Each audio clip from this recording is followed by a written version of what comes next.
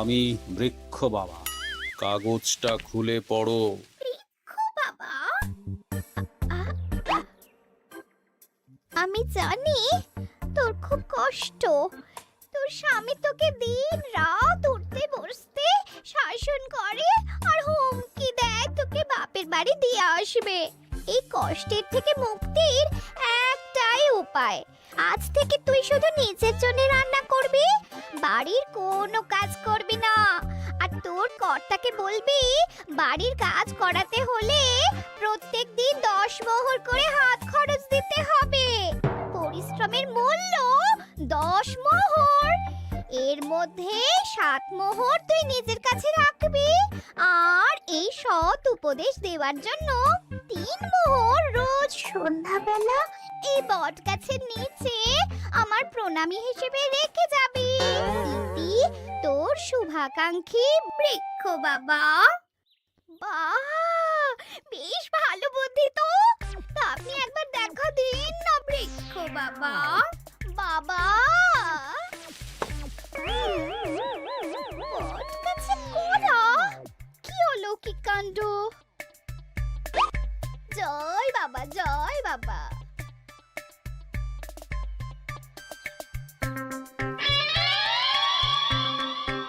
দেখছেন মহারাজ, গোপাল কেমন প্যাঁচ দিয়ে দিয়ে কথা বলছে। তাই তো দেখছি। গোপাল, খুলে বলো বলো, কি বলতে চাইছো? আসলে মহারাজ, আমরা সবাই একটা অনুরোধ অনেকদিন আগেই করেছি, কিন্তু কিন্তু কি? কিন্তু মন্ত্রী মশাইয়ের বিরোধের কথা শুনে আপনি আমাদের অনুরোধ রাখেননি। কোথায় কি পান্তা ভাতে ঘি, হ্যাঁ, আমাকে জড়িয়ে দিল। আর কি হয়েছে বলো, অত ভনিতা করো না। আমাদের বেতন বাড়াতে হবে মহারাজ। বাজারে জিনিসপত্রের যা আগুন দাম হয়েছে, তাই এই বেতনে আমাদের পোষাচ্ছে না। বুঝতে পারছি, কিন্তু সবাইকে এখন বেতন বাড়ালে মহারাজের রাজকোষে টান পড়বে, তাই না মহারাজ? হ্যাঁ, তা তো বটেই। আমার মতন একজন সৎ নিষ্ঠাবান উপদেষ্টাদায়ক মন্ত্রী থাকতে আমি এসব হতে দিতে পারবো না। মহারাজ, বিগত 3 বছর ধরে একই বেতনে কাজ করছি, নুন আনতে তো পান্তা ফুরিয়ে যাচ্ছে মহারাজ। বাড়িতে গিন্নিকে কোনো হাত খরচ দিতে পারি না বলে কত কথা শুনতে হয় জানেন মহারাজ। রাজসভায় ভাষণ না দিয়ে বাড়িতে গিন্নিকে শাসন করো। আমি আজকাল আমার গিন্নিকে যা শাসন করি না, আমার ওপরে ও টু শব্দটাও করতে পারে না। তাহলে কি দাঁড়ালো? তোমাদের বেতন এখন বাড়ানো হচ্ছে না।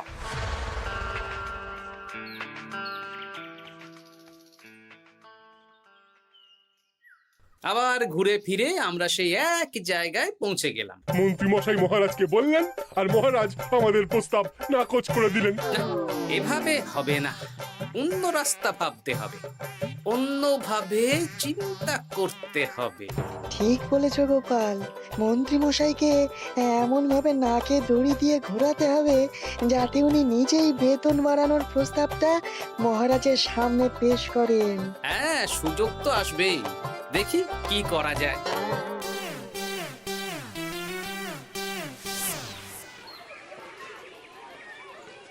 সারাদিন তোদের খেলাধুলো চলছে। আরে, পড়াশোনা ভুলে গেছিস নাকি? হ্যাঁ, বেশি পড়াশোনা করে কি হবে দাদু? বুদ্ধিমান হবি, পরে ভালো চাকরি করবি, ব্যবসা করবি, আনন্দে খুশিতে দিন কাটাবি। এখন তো আমরা আনন্দেই আছি দাদু। চুপ, শোন, আমরা একটা কাজ করে দিতে পারবি? কি কাজ বলো দাদু? তোরা ফাঁকতালে মন্ত্রী মশাইয়ের উপরে নজর রাখবি। উনি ওনার গিন্নির উপর কিভাবে শাসন করেন সেটা এসে আমাকে জানাবে। আচ্ছা দাদু।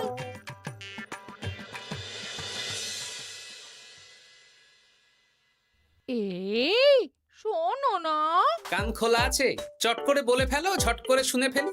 একটা তোমার কাছে আবদার করছি, আবদার? রাগ করে না জানো। হ্যাঁ, তা কি আবদার শুনি? আমাকে 5টা মোহর দেবে গো। 5 মোহর? সামান্য 5 মোহরই তো, দাও না গো।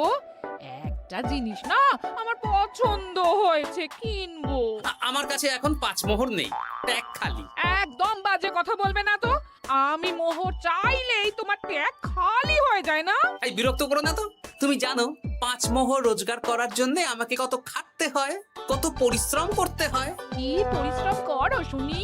রোদ ঝড় জল পেরিয়ে রাজসভায় চাকরি করতে যাই গিন্নি। সে তো যেতেই হবে। তাহলে তুমি বলো, আমাকে কত পরিশ্রম করতে হয়, কত মাথা খাটাতে হয়। মাথা ঘামাতে ঘামাতে আমার মাথার সব চুল যে উঠে গেল।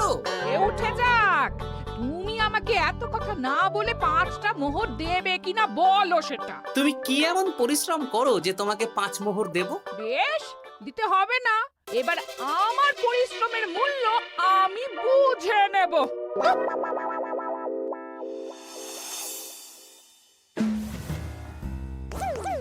এই শোনো না, আজকে বেলার দিকে বাজারে গেছিলাম। আমার না একটা জামদানি শাড়ি খুব খুব পছন্দ হয়েছে। আমাকে ওটা কিনে দাও না গো। মাসের শেষে আমার আমদানি তো আর বাড়েনি যে তোমাকে জামদানি কিনে দেব। যেগুলো আছে সেগুলো পড়ো। এরকম করে বলছো কেন? আর কি রকম করে বলবো, সব সময় তোমার বায়না আমার সয় না। ফের যদি বায়না করতে দেখেছি তো তোমাকে বাপের বাড়ি দিয়ে আসবো। এই, তুমি আমাকে কি কথা বললে? তুমি আমার সাথে এরকম ব্যবহার করছো? হ্যাঁ, করতে বাধ্য হচ্ছি। অর্থ তো আর গাছে ফলে না, অনেক কষ্ট করে রোজগার করতে হয়।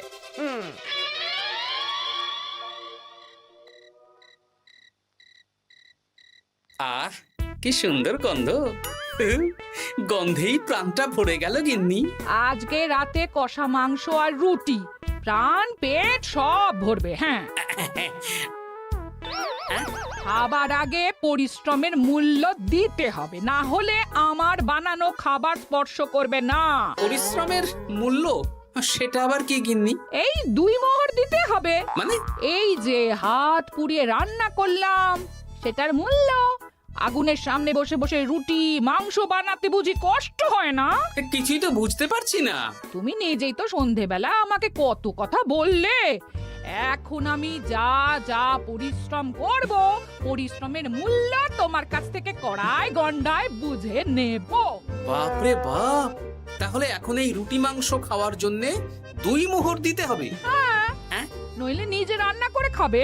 উফ, কি জ্বালা! এই নাও 2 মোহর, এবার খাই। স্বচ্ছন্দে। এই না না না না, মশারির ভেতর ঢোকা যাবে না। আগে 1 মোহর দাও। আমি মশারি টাঙিয়েছি, বিছানা গুছিয়েছি, পরিশ্রমের মূল্য দাও। কি মুশকিল রে বাবা! মুশকিল কোথায়? যা ন্যায্য তাই চেয়েছি। বাড়তি কথা না বলে 1 মোহর দাও, না হলে খাটের নিচে শুয়ে পড়ো। উফ! এই নাও ধরো, খুশি? খুব খুশি, খুব।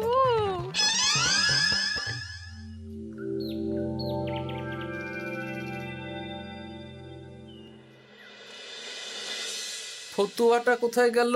ফতুয়া। আরে ও গিন্নি! এই না তোমার ফতুয়া, আমি কেচে মার দিয়ে শুকিয়ে রেখেছি। এটা পরে রাজসভায় যাও। ও, এই তো চাই। আমারও চাই। তোমার আবার কি চাই? 2 মোহর, পরিশ্রমের মূল্য দিলে দাও, না হলে খালি গায়ে রাজসভায় যাও। হ্যাঁ। উফ, কি জ্বালা! জ্বালা কিসে? আমি তো আমার পরিশ্রমের মূল্য চাইছি। হ্যাঁ, এই নাও ধরো।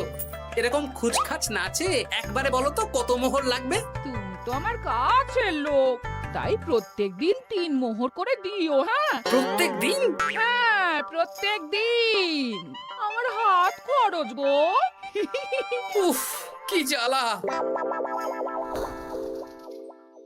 ওই দেখ, দাদু কিরকম শুকনো আমসত্ত্বের মতো মুখ করে আসছে। কি হলো দাদু? দিদার সাথে ঝগড়া হয়েছে নাকি? না, ঝগড়া না, অনেক জ্বালা। তোদের আর কি বলবো। যাই হোক, ওই মন্ত্রী মশাইয়ের খোঁজ নিয়েছিলি? হ্যাঁ দাদু, গতকাল সন্ধ্যাবেলা মন্ত্রী মশাই শাসন দেখে এলাম, ভাষণ শুনে এলাম। কিরকম? গতকাল সন্ধ্যাবেলা আমার না একটা জামদানি শাড়ি খুব খুব পছন্দ হয়েছে। মাসের শেষে আমার আমদানি তো আর বাড়েনি যে তোমাকে জামদানি কিনে দেব। সব সময় তোমার বায়না আমার সয় না। ফের যদি বায়না করতে দেখেছি তো তোমাকে বাপের বাড়ি দিয়ে আসবো। আচ্ছা, এই ব্যাপার। এই তো এবার আমার জ্বালা মিটবে, চিন্তা কমবে। কিসের জ্বালা? কিসের চিন্তা দাদু? সেসব জেনে কাজ নেই তোদের ভোলার দোকানের মিষ্টি খাইয়ে দেবো। হ্যাঁ, এখন রাজসভায় যাব, তারপর দুপুর বেলা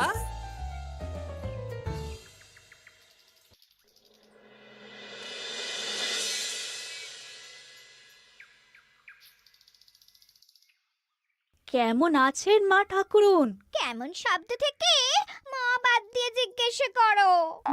বাদ দেবো মানে? জিজ্ঞেস করো কেন আছি। কি হয়েছে আপনার? তোমাদের মন্ত্রী মশাই আজকাল কেমন খেটে হয়ে গেছেন। কিছু আবদার করলেই চিৎকার চেঁচামেচি করেন আর একটাই ভয় দেখান, বাপের বাড়ি দিয়ে আসবো। আজকেই সমস্যার সমাধান হবে। সামনের মনোহারি দোকান থেকে একটা কাগজ কলম নিতে হবে, তারপর আসল কাজটা করতে হবে। তোমার সাথে কথা বলতে গিয়ে কত দেরি হয়ে গেল। ধুর ধুর ধুর, এখনো রান্না হয়নি। এই কে রে? আমি বৃক্ষ বাবা, কাগজটা খুলে পড়ো। বাবা, আমি জানি তোর খুব কষ্ট। তোর স্বামী তোকে দিন রাত উঠতে বসতে শাসন করে আর হুমকি দেয় তোকে বাপের বাড়ি দিয়ে আসবে। এই কষ্টের থেকে মুক্তির একটাই উপায়। আজ থেকে তুই শুধু নিজের জন্য রান্না করবি, বাড়ির কোনো কাজ করবি না। আর তোর কর্তাকে বলবি বাড়ির কাজ করাতে হলে প্রত্যেক দিন 10 মোহর করে হাত খরচ দিতে হবে। পরিশ্রমের মূল্য 10 মোহর। এর মধ্যে 7 মোহর তুই নিজের কাছে রাখবি আর এই সৎ উপদেশ দেওয়ার জন্য 3 মোহর রোজ সন্ধ্যাবেলা এই বট গাছের নিচে আমার প্রণামী হিসেবে রেখে যাবি। ইতি তোর শুভাকাঙ্ক্ষী বৃক্ষ বাবা। বাহ, বেশ ভালো বুদ্ধি তো। তা আপনি একবার দেখা দিন না বৃক্ষ বাবা। বাবা, বটগাছে কোরা, কি অলৌকিক কাণ্ড। জয় বাবা, জয় বাবা।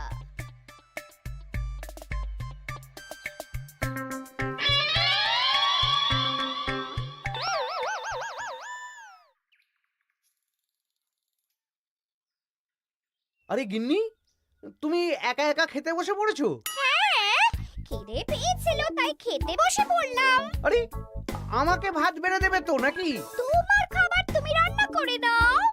আমি নিজের মতন রান্না করেছি, নিজে খাচ্ছি। এই ছেড়েছে, আমি রান্না করতে পারি নাকি? রান্না করতে পরিশ্রম লাগে, তাই আগে পরিশ্রমের মূল্য দাও। প্রত্যেক দিন 10 মোহর, তারপর রান্না করব, ঘরের কাজ করব। এই তো মহা মুশকিল। কোনো মুশকিলের ব্যাপার না। না, দেখি বাইরে ভোজনালয়ে কিছু খাবার পাওয়া যায় কিনা। দেখো এত বেলায় খাবার পাও কিনা। তাছাড়া বাইরে তেল ঝাল খাবার খেয়ে শরীর খারাপ করলে আমাকেই তো দেখতে হবে। তখন কিন্তু আমার পরিশ্রমের মূল্য 15 মোহর প্রতিদিন হয়ে যাবে। কি জ্বালা! কোনো জ্বালার ব্যাপার নেই, আমি খেয়ে উঠে চট করে রান্না করে দিচ্ছি। তুমি 10 মোহর প্রস্তুত রেখো। আচ্ছা, সন্ধ্যেবেলা দেবো।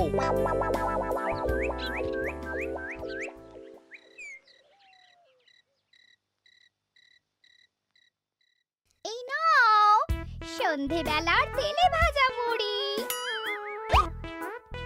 এই নাও আজকের হাত খরচ 10 মোহর। বলছি, প্রত্যেকদিন 10 মোহরটা একটু বেশি হয়ে যাচ্ছে না? তবে যাও, বাইরের খাবার খাও, আমি নিজের মতন নিজের কাজ করব। খাবো, দাবো, ঘুমাবো, সংসারের কোনো কাজ করব না। কি জ্বালা!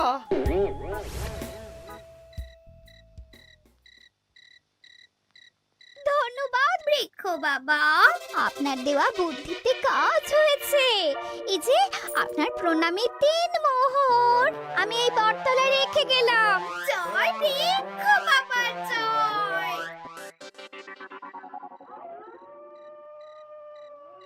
কি মা ঠাকুরুন, ভালো আছেন তো? হ্যাঁ হ্যাঁ গোপাল দাদা, ভালো আছি। তুমি কেমন আছো? আমিও ভালো আছি।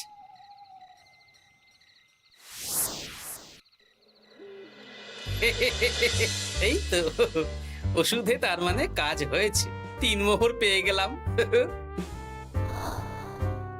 এই নাও গিন্নি 3 মোহর, তোমার আজকের পরিশ্রমের মূল্য। তুমি এত ভালো হয়ে গেলে কবে থেকে গো?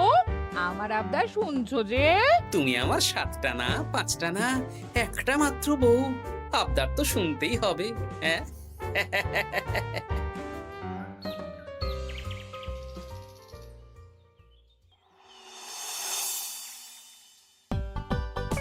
এই নাও, তোমার জন্য ফুলকো ফুলকো লুচি আর আলুর তরকারি বানিয়েছি। রাজসভা থেকে ফেরার সময় বাজার থেকে পাকা কাতলা নিয়ে এসো।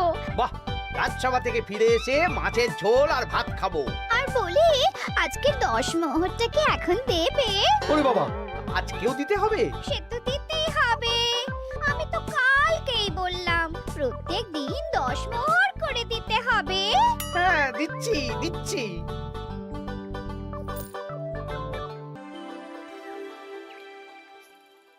মন্ত্রী মশাই কেমন আছেন? আপনার মুখটা কেমন শুকনো শুকনো লাগছে। শুকনো তো হবেই। প্রত্যেক দিন গিন্নিকে হাত খরচ বাবদ 10 মোহর করে দিচ্ছি। 500 মোহর বেতন পাই। এইভাবে চলতে থাকলে 300 মোহর তো গিন্নিকেই দিতে হবে। সে তো দিতেই হবে, মা ঠাকুরুন এত পরিশ্রম করেন। আমিও আমার গিন্নিকে রোজ 3 মোহর করে হাত খরচ দিই, কিন্তু আমার মনটা বেশ ফুরফুরেই আছে। বাবা, আমার কষ্ট দেখে তোমার আনন্দ হচ্ছে নাকি? না না, কি যে বলেন। একটু দেরি হয়ে গেল। যাই হোক, আলোচনা শুরু করা যাক। এর একটা বিহিত করতেই হবে।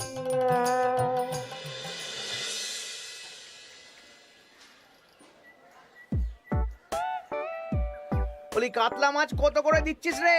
পাকা কাতলা আছে 104 মোহর। ওরে বাবা, আপনি তো 5 মোহর দিয়েও আগের মাসে 100 মাছ কিনেছেন, এখন তো দাম কমেছে, তাও ওরে বাবা করছেন। ও না না, কিছু না। দে দে, 100 কাতলা দে। বাঁচতে গেলে খেতে তো হবেই। আমাদের হঠাৎ ডেকে পাঠালেন মন্ত্রী মশাই? হ্যাঁ, আসলে একটা বিপদের মধ্যে পড়েছি। আহা, কি বিপদ সেটা তো বলুন।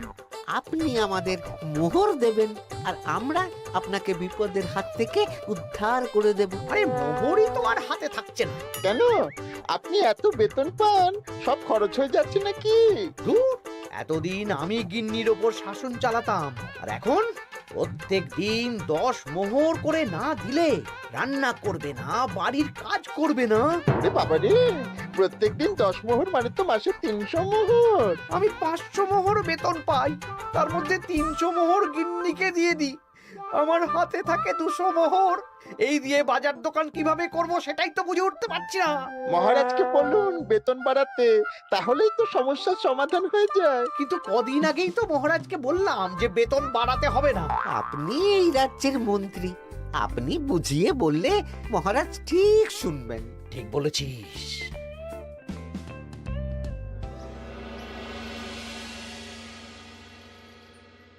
বুঝলে সবাই, আজ আমি মহারাজের কাছে আমাদের সবার বেতন বাড়ানোর প্রসঙ্গ তুলব। কেন?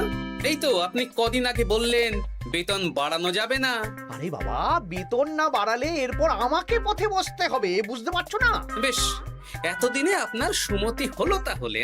আর মহারাজ যদি রাজি না হন? তাহলে আমরা সবাই একসাথে আন্দোলন করব। মন্ত্রী মশাই আমাদের পাশে থাকলেই হবে। হ্যাঁ, থাকবো থাকবো। মহারাজ, আমার একটা আর্জি ছিল। কি আর্জি বলো মন্ত্রী? আমি অনেক ভেবে দেখলাম, কয়েকদিন আগে সভাসদেরা ঠিক কথাই বলেছিল। কি ঠিক কথা? মানে, বাজারে জিনিসপত্রের দাম বেড়ে দ্বিগুণ হয়েছে, কিন্তু আমাদের বেতন একই রয়েছে। হ্যাঁ, মানছি, কিন্তু হঠাৎ করে আমি বেতন বাড়াতে পারবো না। তুমি নিজেই বলেছো রাজকোষে টান পড়বে, এখন তুমি নিজেই আবার অন্য কথা বলছো। বলতে বাধ্য হচ্ছি মহারাজ, সংসারের খরচ সামলাতে গিয়ে মাথা খারাপ হয়ে যাচ্ছে। আমাদের বেতন বাড়াতে হবে। বাড়াতে হবে, বাড়াতে হবে। হ্যাঁ মহারাজ, এভাবে চলতে পারে না। রাজ্যের রোজগার বাড়ছে, কিন্তু আমাদের বাড়বে না। তাহলে এই রাজসভায় চাকরি করে কি লাভ মহারাজ?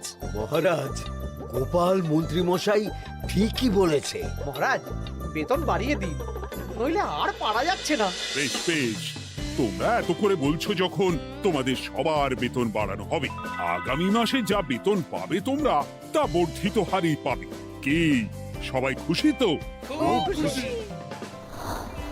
ধন্যবাদ মন্ত্রী মশাই। ঠিক আছে ঠিক আছে। আরে ধন্যবাদ আমাকে দাও বিজ্ঞানী, আমার জন্যই তো বেতন বাড়লো। মনো যা, আরে আমি তো মহারাজকে বললাম বেতন বাড়ানোর কথা।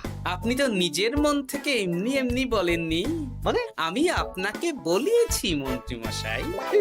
তুমি আবার কখন বলালে? এই যে রোজ আপনার 10 মোহর করে খরচ হয় গিন্নিমার হাত খরচ বাবদ, সেটা তো আমার বুদ্ধিতেই। আরে কি বলছোটা কি? ঠিকই বলছি। কিছুদিন আগে একটা বট গাছের নিচ দিয়ে আপনার গিন্নি যাচ্ছিলেন।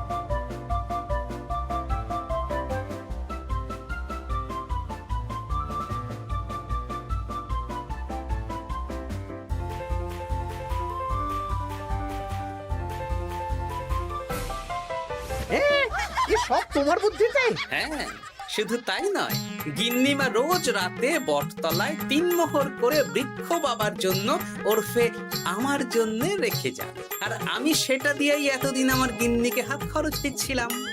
হ্যাঁ নয় হ্যাঁ, কিন্তু আর লাগবে না, এবার তো বেতন বেড়ে গেল, আর কোনো সমস্যা হবে না। গিন্নিমাকে ব্যাপারটা বুঝিয়ে বলে দেবেন, কেমন?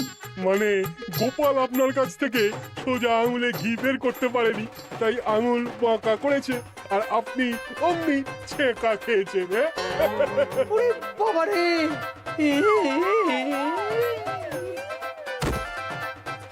এই তোলো তোলো, মন্ত্রী মশাইকে তোলো, যা ছ্যাঁকা খেয়েছেন, এখন কদিন আর ওনার জ্ঞান